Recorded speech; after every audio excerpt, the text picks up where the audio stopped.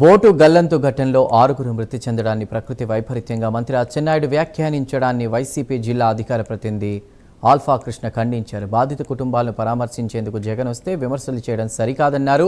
కూటమి ప్రభుత్వ నాయకులు బాధిత కుటుంబాలను ఎందుకు పరామర్శించలేదని ప్రశ్నించారు. మత్స్యకారుల సంక్షేమంపై బహిరంగ చర్చకు సిద్ధమని మంత్రి అచ్చెన్నాయుడికి సవాల్ విసిరారు.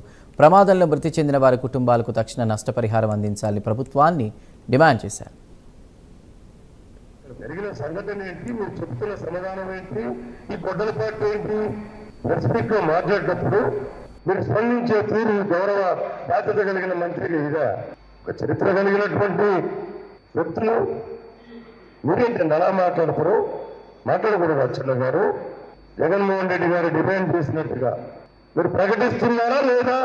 మీ వల్ల అవుతా లేదా? మా పార్టీ జగనన్న గారు మాట్లాడిన తప్పని మీరు నిరూపించండి. మళ్ళీ పైగా ఈరోజు పేపర్లో రాస్తారు, సమాచారం ఇచ్చిన వ్యక్తి ఎందుకు ఆలస్యం చేశాడని. ఇదేంటండి? తప్పు మీవేపించుకొని మీరు స్పందించలేదని మేము అడుగుతుంటే ఈ ఎదురుదాడేంటి? ఇది మంచిది కాదు.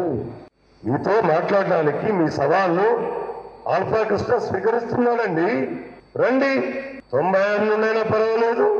మీ 3 పరిహారాలు నేను మాట్లాడడానికి సిద్ధంగా ఉన్నా. మీరు సిద్ధమా? 14 మాట్లాడడానికి సిద్ధమా? మీరేం చేశారో మేమేం చేశారో. మత్స్యకారుల పక్షపాతి మా జగనన్నండి.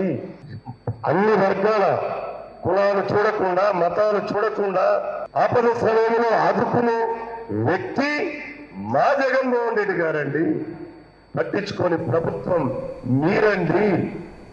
తెలుసుకోండి అచ్చెన్న గారు.